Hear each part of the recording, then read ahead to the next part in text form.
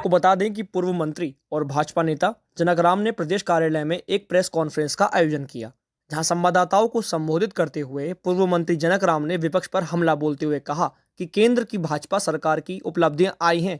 केंद्र सरकार की सही नीतियों के कारण जन जन तक विकास पहुंच रहा है।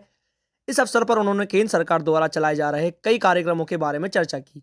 वहीं दूसरी तरफ उन्होंने कहा कि जब केंद्र में यूपीए की सरकार थी तो केवल भ्रष्टाचार ही भ्रष्टाचार हुआ और भ्रष्टाचार के कारण देश में विकास की गति थम गई थी। लेकिन जब भी केंद्र में भाजपा की सरकार आई, तब से देश में विकास की गति तेज हो चुकी है। इस अवसर पर उन्होंने प्रधानमंत्री नरेंद्र मोदी को खुलकर तारीफ की और कहा कि उनके नेतृत्व में जन कल्याणकारी योजनाओं को देश भर में चलाया जा रहा है, जिसका फायदा लोगों को मिल रहा है। 4 से 14 और 14 से 24 यूपीए का कालखंड 4 से 14 रहा और 14 से 24 तक देश के यशस्वी प्रधानमंत्री नरेंद्र मोदी जी की नेतृत्व जो अमृत काल के रूप में जाना जा रहा है। मुझे बताने में खुशी हो रही है, हर्ष हो रहा है, जब देश के गरीब, कमजोर, अति पिछड़े परिवार से जब गरीबी देखा ही नहीं, गरीबी को झेला हो, वैसे व्यक्ति देश के प्रधानमंत्री कुर्सी तक जब पहुंचता तो देश की अर्थव्यवस्था तो मजबूत होता ही है। देश में तमाम कमजोर वर्ग के लोग को माली हालात में कैसे बदलाव ला करके उसके जीवन चर्चा कैसे मजबूत किया जाए, कैसे उसके चेहरे पर खुशहाली लालिमा लाई जाए, यह काम देश के यशस्वी प्रधानमंत्री नरेंद्र मोदी जी ने किया।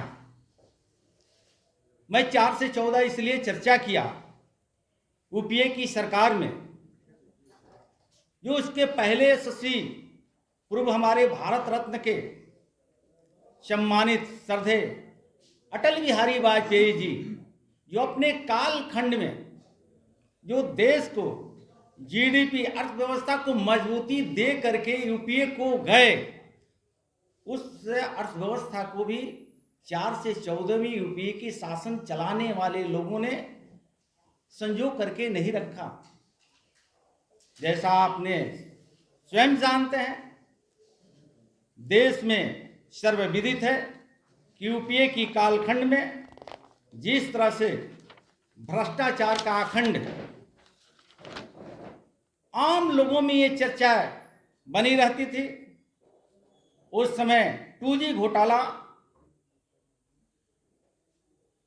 कोयला घोटाला, अगस्ता वेस्टलैंड घोटाला, सत्यम घोटाला, ट्रक घोटाला, कॉमनवेल्थ घोटाला, कैश फॉर वोट घोटाला, आदर्श घोटाला, सरदा चीट फंड घोटाला, एयरलाइंस मैक्सिस घोटाला, एंटिक्स निवास घोटाला, लैंड फॉर जॉब घोटाला, लगभग अगर चर्चा किया जाए घोटाला पे तो 15 घोटाला सुर्खियों में हुआ करता था। यह कालखंड था यूपीए गवर्नमेंट का।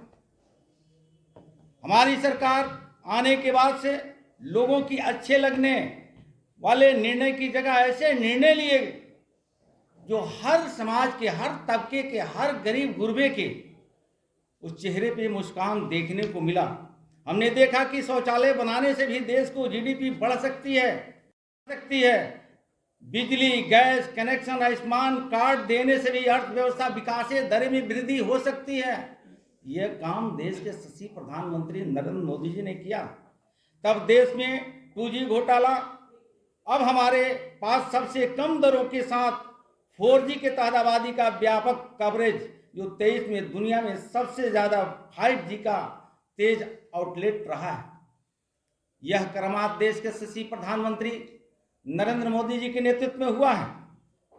यूपीए शासन में भारत में दोहरे अंक की मुद्रास्फीति थी, आज 5% दर से थोड़ा ऊपर लाने का काम किया गया। आपको बताने में मुझे खुशी हो रही है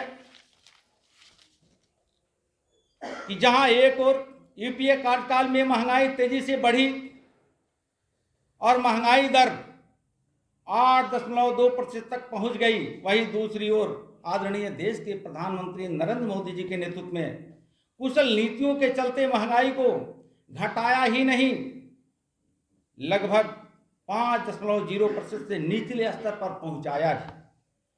जब यूपीए की सरकार का गठन हुआ था, उसमें विरासत में मिली थी 8% के जीडीपी, लेकिन यूपीए सरकार उस स्थिति का लाभ उठाने में विफल रही थी, जो हमने पूर्व में बताया था श्रद्धेय अटल बिहारी वाजपेयी जी की कालखंड का। देश के यशस्वी प्रधानमंत्री नरेंद्र मोदी जी के नेतृत्व में केंद्र सरकार ने कोरोना जैसी महामारी से लड़ाई लड़ने के बाद देश के जीडीपी को 8.7% पर लाकर खड़ा किया।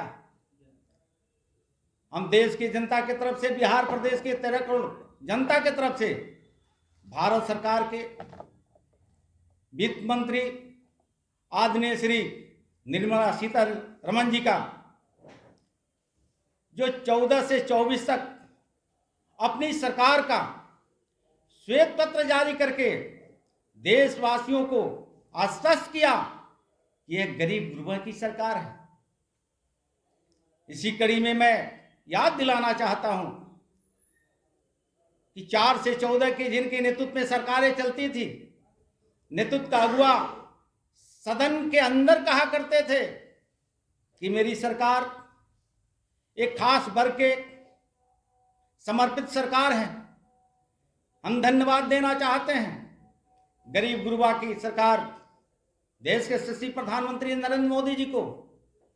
जब गरीब का बेटा, वंचित शोषित समाज की चिंता करने वाले नरेंद्र मोदी जी सदन के अंदर आते हैं तो देशवासियों को आश्वस्त करते हैं कि मेरी सरकार की प्रथम प्राथमिकता है कि गरीबों को थाली में अन्न कैसे मिले, उनको रहने का घर कैसे मिले, उनकी स्वास्थ्य की चिंता कैसे किया जाए, उनके घरों तक बिजली कैसे पहुंचाई जाए।